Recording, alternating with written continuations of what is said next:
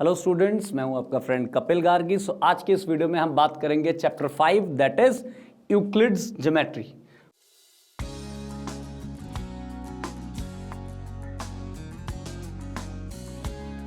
उसके बारे में कुछ बात करेंगे। उससे पहले यूक्लिड के कुछ एक्सियम्स हैं, उनके बारे में बात करते हैं।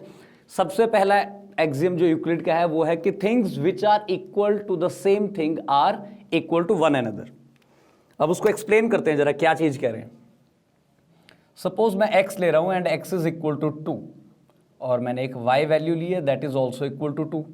अब देखो x और y दोनों किसके इक्वल हैं? 2 के, और ये दोनों इक्वल हैं। So it means x is equal to y। So यही कह रहा है एक्सियम, जो यूक्लिड का फर्स्ट एक्सियम है कि जो चीजें किसी एक सेम चीज के इक्वल हैं, कोई दो अलग अलग चीजें, तो वो दोनों चीजें आपस में भी इक्वल होती हैं। नेक्स्ट एक्सियम है if equals are added to equals then the whole और द रिजल्ट इज इक्वल। ठीक है, मीन्स अगर मैं बात कर रहा हूं कि x एंड y ये बोथ इक्वल है, ठीक है। अब इनमें मैं कोई चीज ऐड करता हूं पर वो सेम होनी चाहिए दोनों के लिए। सपोज +2 +2। अब क्योंकि ये दोनों इक्वल थे, हमारे पास कंडीशन थी पहले x इक्वल टू y, अब मैंने इनमें ये दो ऐड कर दिए तो ये भी इक्वल रहेगा रिजल्ट आपका। इसको थोड़ा मैथमेटिकली समझ लेते हैं। 3 इक्वल टू 3 है आपके पास, है ना। अब दोनों में मैं 2 ऐड कर देता हूं, देखते हैं सेम आता है। हाँ जी, आ गया सेम, राइट। सो ये है आपका सेकंड एक्सियम। थर्ड एक्सियम की बात करते हैं, वो भी सेम है। अब इस केस में ऐसा है कि if equals are subtracted from the equals then the result will be equal. So देखते हैं। सो देखिए x एंड y फिर से इक्वल है और इनमें से हम आपके इक्वल सब्ट्रैक्ट कर देते हैं। इक्वल्स मीन सेम चीज, 3 कर लो सब्ट्रैक्ट। सो ये रिमाइंडर जो भी आंसर बचे हैं लास्ट में वो भी इक्वल होंगे। फॉर एग्जाम्पल इसको भी देख लेते हैं मैथमेटिकली। 5 इक्वल टू 5 है, दोनों में से हम 3 सब्ट्रैक्ट कर देते हैं, सेम चीज सब्ट्रैक्ट कर रहे हैं। So answer will be again equal, right. So ये था आपका थर्ड एक्सियम। फोर्थ आपका एक्सियम है things which coincide with one another are equal to one another. तो इसका मतलब क्या है देख लेते हैं। Things which coincide with one another, suppose मेरे पास एक लाइन है ए, ठीक है। अब मैं बात करता हूं कि ए से एक बी पॉइंट है ए बी, उसकी डिस्टेंस है 3 सेंटीमीटर, ठीक। और ए से ही एक पॉइंट है सी जिसकी डिस्टेंस अगेन फिर से 3 सेंटीमीटर है और दोनों सेम डायरेक्शन में है, ठीक है, सेम डायरेक्शन। तो यूक्लिड का एक्सियम कहता है कि अगर ऐसा केस है तो ये दोनों पॉइंट ना कोइंसाइड करने चाहिए। तो चेक करते हैं। अब देखिए जी, ये ए है, मैं यहां से 3 सेंटीमीटर एक लाइन खींचता हूं। लेट सपोज वो लाइन यहां तक जा रही है आपकी। अब पहले बात करते हैं, ए से बी पॉइंट है 3 सेंटीमीटर दूर, तो ठीक है जी, बी पॉइंट आ गया 3 सेंटीमीटर पे। फिर कह रहे ए सी पॉइंट भी 3 सेंटीमीटर, तो वो भी तो वहीं आएगा, राइट। सो इसका मतलब बी एंड सी दोनों एक ही पॉइंट है, अलग अलग तो है ही नहीं। So B and C coincides, ठीक है। सो ये इक्वल हो गया आपस में B and C, right. Next जो कि हमारा फिफ्थ एक्सियम है that is the whole is greater than the part. अच्छा जी, अब देखते हैं इसके बारे में क्या कह रहे हैं। सपोज मेरे पास एक सर्कल है या पिज्जा ले लो आप, उसके मैंने आपकी 4 स्लाइसेस बना दी हैं, ठीक है। 4 स्लाइसेस हैं, तो अगर मैं सिर्फ इस पार्ट की बात करूं तो ये पार्ट आपका कितना हुआ 1/4 और ये कंप्लीट कितना है 1, राइट। सो आप देख सकते हैं the whole is greater than the part, obviously 1 will be greater than 1/4। और अगर इसका 4th पार्ट देखें हम तो वो यही था। सो ये ऑब्वियसली इससे बड़ा है ना, देख सकते हैं आप, the whole is greater than the part, right. Next है हमारा the things which are double of the same thing are equal to one another. Again X and Y है मेरे पास, things which are double of the same thing. X और Y में बोल रहा हूं इक्वल है, तो अगर मैं इनके डबल करता हूं तो ये भी इक्वल होंगे according to Euclid's axiom. For example 4 equal to 4 है, दोनों को डबल कर दिया मैंने, कितना आया 8 इक्वल टू 8, फिर भी तो इक्वल है, राइट। ऐसे ही नेक्स्ट जो हमारा एक्सियम है, लास्ट एक्सियम 7th, वो है आपका, मैं यहीं पे एडजस्ट कर रहा हूं क्योंकि ये हो जाएगा यहीं पे, things which are halves of the same thing are equal to one another. So it means अगर एक्स और वाई इक्वल हैं तो अगर मैं इनके हाफ करता हूं तो ये भी इक्वल होंगे आपस में। फॉर एग्जाम्पल 6 और 6 दोनों इक्वल हैं आपस में, दोनों के हाफ कर देते हैं, कितना आया 3 and 3, they all are equal, right. अब ऐसे ही यूक्लिड के एक्सियम थे ये 7, ऐसे ही यूक्लिड के पोस्टुलेट्स कुछ आते हैं जिसमें से सबसे एक इंपॉर्टेंट पोस्टुलेट है आपका पोस्टुलेट 5th, उसकी बात करते हैं हम डायरेक्ट, जो कि आपका 5.2 एक्सरसाइज एनसीईआरटी की अगर आप देखेंगे वहां पे सेकंड क्वेश्चन है, वो एज इट इज है, तो हम उसको पहले कर लेते हैं, उसके बाद हम एक्सरसाइज करेंगे। If a straight line following on 2 straight lines make the interior angles on the same side of it taken together less than 2 right angles, then the 2 straight lines, if produced indefinitely, meet on the side on which the sum of angles is less than 2 right angles. अब ये क्या कह रहे हैं देखिए, कहते हैं अगर आप एक straight line low like this, ठीक है, और इसके साथ आप कोई 2 लाइंस ड्रॉ करो, इस हिसाब से करनी है कि उसके एक साइड पे, कोई भी एक साइड, हम राइट साइड की बात कर लेते हैं, राइट साइड पे जो एंगल्स का सम है वो लेस देन 2 राइट एंगल्स हो।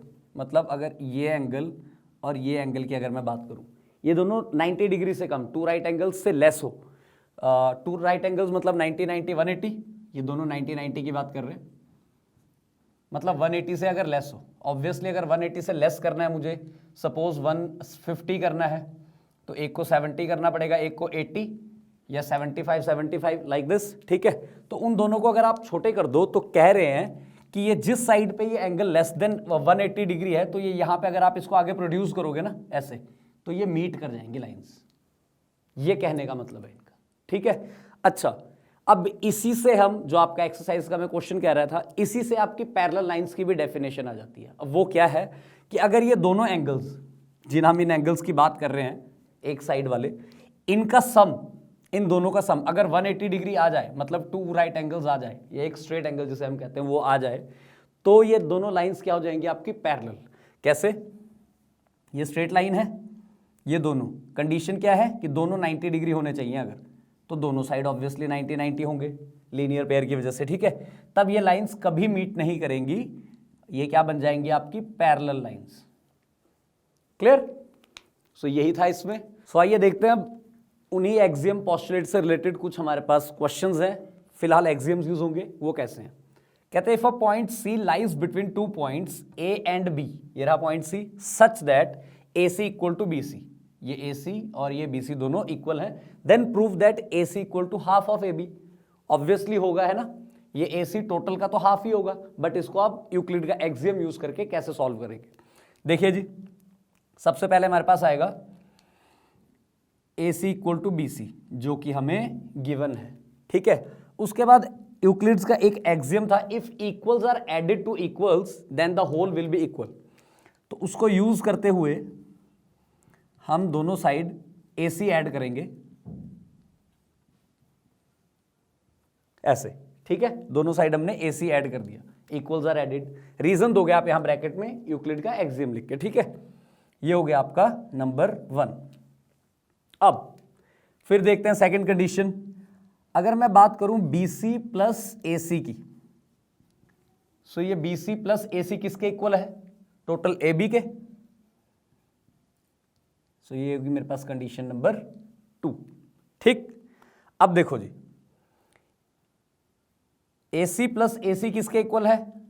आपका BC प्लस AC के, और AB किसके इक्वल है? BC प्लस AC के। ये दोनों चीजें सेम है आपकी, ठीक है। यूक्लिड का first axiom, if the things which are equal to the same thing are equal to one another. मैं इसकी और इसकी बात करूं, ये दोनों इक्वल्स के इक्वल हैं, ठीक है। इन दोनों राइट साइड और इसकी लेफ्ट साइड, ये दोनों इक्वल है आपस में, तो ये भी इक्वल होंगे। सो इसी एक्सियम को आगे कैरी करते हुए हमारे पास क्या बनेगा? AC plus AC equal to AB। AC plus AC क्या हुआ? Twice of AC equal to AB।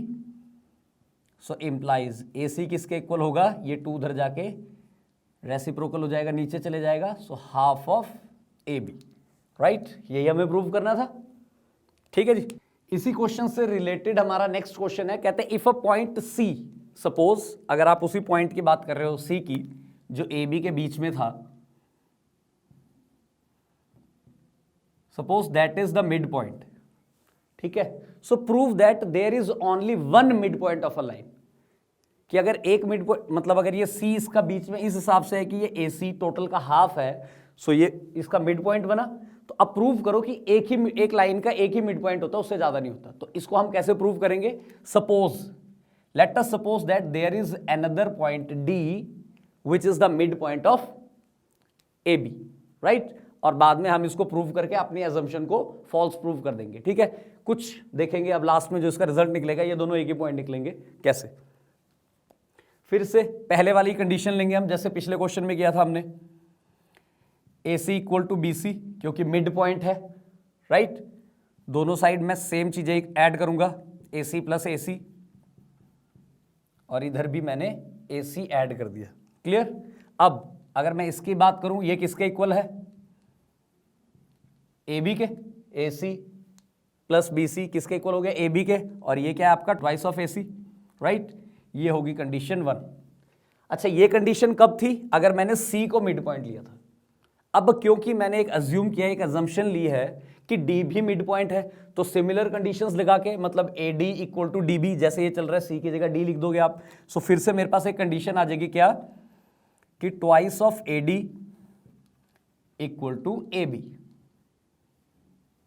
Right. ये चीज आ जाएगी। अब देखिए, twice of A C equal to A B है, ट्वाइस ऑफ ए डी भी इक्वल टू ए बी है, फ्रॉम 1 and 2 आप देख सकते हैं दोनों के राइट साइड इक्वल है, तो इट मीन्स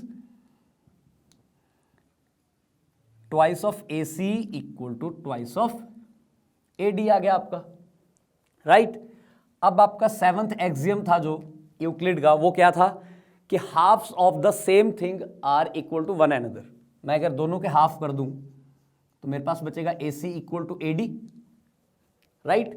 अच्छा, अब आपको एक एग्जाम याद होगा कि जब कह रहे थे कि भाई एक पॉइंट से कुछ डिस्टेंस पे एक पॉइंट है सी, जैसे ए से ये ए और ए पॉइंट, तो इनिशियल पॉइंट तो सेम है, सी और डी कुछ पॉइंट है, ये इक्वल है, मतलब इन दोनों की लेंथ, सपोज मैं ले लेता हूं एक की 3 सेंटीमीटर है, ए सी भी 3 सेंटीमीटर है, ए डी भी 3 सेंटीमीटर, तभी तो इक्वल होंगे, राइट। सो एक डिस्टेंस से, ये ए पॉइंट है, यहां से 3 सेंटीमीटर दूर फिर से एक पॉइंट सी है, और 3 सेंटीमीटर ही दूर एक पॉइंट डी है, तो भाई ये अलग अलग कैसे हो सकते हैं, ये एक ही पॉइंट होगा, right. So it means C and D coincide. So अगर ये कोइंसाइड कर रहे हैं, तो इसका मतलब जो हमारी assumption थी कि let us suppose that there is another mid point of the line A B, वो गलत है। So it means the line has only one mid point, जो कि हमने यहां पे पहले सी लिया था, क्लियर।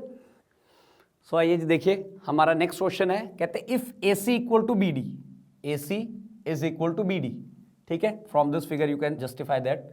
और उसके बाद आपके पास कह रहे हैं then prove that A B equal to C D, कि ये ए बी और सी डी भी इक्वल है, मीन्स जो ये पार्ट है ना, ये हमें एक्सक्लूड करना है एक तरह से इसके बीच में से।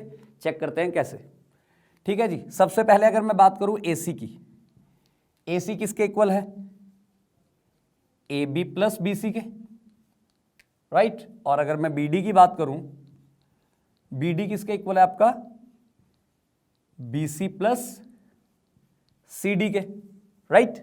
अब देखिए जी, हमारे पास एक कंडीशन थी गिवन कि A C equal to B D, और ए सी किसके इक्वल है, A B plus B C के, बी डी किसके इक्वल है, B C plus C D के। तो जी हमारी कंडीशन के अकॉर्डिंग क्या आ जाएगा, A B plus B C will be equal to B C plus C D. ये बन गई कंडीशन, और रीजन दे सकते हैं आप ब्रैकेट में गिवन। हमें प्रूव करना है कि A B equal to C D, ये रहा ए बी और ये रहा सी डी, ये प्रूव करना है, मतलब हमें क्या नहीं चाहिए, बी सी। सो हमें एक यूक्लिड का एक थर्ड एक्सियम था आई थिंक, जिसमें हमने ये बोला था कि if equals are subtracted from the equals, ये कंडीशन इक्वल है आपके पास, इन दोनों साइड से हम क्या करेंगे, बी सी सब्ट्रैक्ट कर देंगे। तो देखिए जी हमारे पास क्या बनेगा, A B plus B C minus B C, और उधर की साइड से भी BC plus CD minus BC कर देते हैं हम, ठीक है। अब देखिए अगर मैं इधर से आपका BC ये BC माइनस करूं, एक प्लस है एक माइनस है, कैंसिल आउट हो जाएंगे, रहेगा मेरे पास AB और यहां से BC BC कैंसिल आउट, क्या रह जाएगा मेरे पास CD, ठीक है। तो यही प्रूव करना था हमने, राइट। देखिए AB इक्वल टू CD आ गया। सो के स्टूडेंट्स, इसी के साथ हमारा ये जो यूक्लिड्स ज्योमेट्री के साथ इंट्रोडक्शन था, एक्सियम एंड पोस्टुलेट्स इसमें हमने पढ़े। Fifth postulate is the important one, बाकी भी पढ़ सकते हैं आप, उनका वैसा कोई इतना रोल नहीं है, बट फिफ्थ वाला उससे आपका 5.2 का एक क्वेश्चन था, वो मैंने उसके साथ ही आपको एक्सप्लेन कर दिया था, और ये कुछ क्वेश्चन थे। सो अब नेक्स्ट वीडियो में मिलेंगे हम नए चैप्टर के साथ। So see you in the next video.